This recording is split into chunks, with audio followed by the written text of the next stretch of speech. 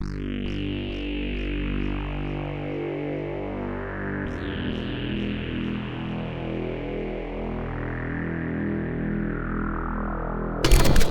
51 का रहस्य।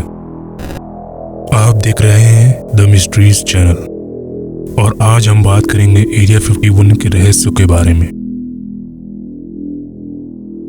साल 1997। उस समय एक रेडियो शो था जिसका नाम कोस्ट टू कोस्ट एएम था। एक दिन इस रेडियो शो पर एक लाइव फोन कॉल आया और उस कॉलर ने यह दावा किया कि वो एरिया 51 में पहले काम कर चुका है। इस कॉल पर उसने कई चौंका देने वाले दावे किए। ये सुनिए उस कॉल की recording. Line, you're on the air. Hello. Hello, Art. Yes. Hi. I don't have a whole lot of time.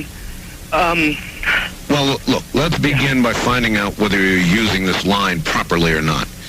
Area 51. Yeah, that's right. Were you an employee or are you now? A former employee. Former employee. I was let go on a medical discharge about a week ago, and I've kind of been running across the country. Oh man, I don't know where to start. They're gonna they'll triangulate on this position really soon. So you can't spend a lot of time on the phone. So give us something quick. Okay. Okay. What we're thinking of as aliens are they're extra dimensional beings that an earlier precursor of the space program made contact with. They are not what they claim to be. They have infiltrated a lot of aspects of the military establishment, particularly the Area 51. The disasters that are coming, the military, I'm sorry, the government knows about them, and there's a lot of safe areas in this world that they could begin moving the population to now, Art.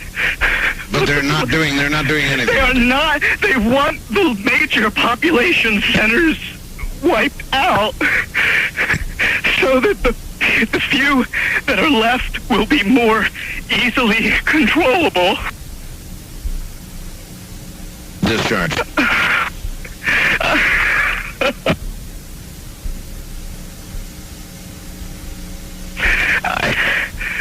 I started getting.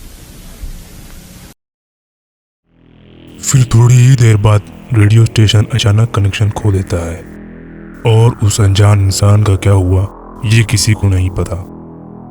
लेकिन क्या आपने ध्यान दिया उसकी बातों पर? उसने extra dimensional beings की बात की। तो आखिर ये एरिया 51 है क्या? चलिए पता लगाते हैं। एरिया 51 एक highly classified US air force facility है जो कि दक्षिणी नेवादा ग्रूम लेक के पास लोकेटेड है। ऑफिशियल इंफॉर्मेशन ये है कि इस बेस पर कटिंग एज एयरक्राफ्ट टेक्नोलॉजीज की डेवलपमेंट और टेस्टिंग की जाती है और लगभग 1500 लोग वहां काम करते हैं। वर्ल्ड वॉर 2 के समय एरिया 1, एरिया 2, एरिया 3 ऐसे कई एरियाज में न्यूक्लियर बॉम्ब्स की टेस्टिंग की जाती थी और ये स्पेसिफिक लोकेशन एरिया 51 उस समय एक मिलिट्री टेस्टिंग साइट ही थी और जितने एरियाज थे उसमें से किसी के भी बारे में अजीब एक्टिविटीज रिपोर्ट नहीं की गई थी। पर ये स्पेसिफिक एरिया 51 आज भी लोग इसके बारे में अनयूजुअल एक्टिविटीज रिपोर्ट करते हैं और ये कंस्पिरेसी थ्योरी से घिरा हुआ रहता है। और एरिया 51 ऊपर से कुछ ऐसा दिखता है, पर बहुत से लोग ये मानते हैं कि एरिया 51 जो हमें सतह पर दिखता है वो बस टिप ऑफ द आइसबर्ग है, यानी कि वो बस एक झलक है जो हमें ऊपर से दिखाई देती है। लेकिन असल में एरिया 51 के नीचे एक विशाल टनल नेटवर्क है, यानी कि असल साइट नीचे है जो हम नहीं देख सकते और जूम करने पर वहाँ कई एंट्रेंसेस भी दिखाई देती है जो हो सकता है अंडरग्राउंड टनल्स के दरवाजे हों। लेकिन एरिया 51 के बारे में कुछ भी एकदम श्योरली कहा नहीं जा सकता।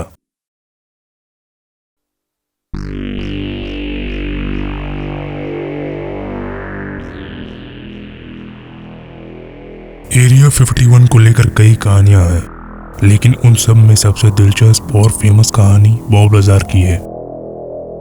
एक आदमी जिसका नाम बॉब लाज़ार है, वो 1989 से ये क्लेम करता आ रहा है कि वो एरिया 51 के पास एक फैसिलिटी में पहले काम कर चुका है और उस डिपार्टमेंट का नाम S4 बताया उसने।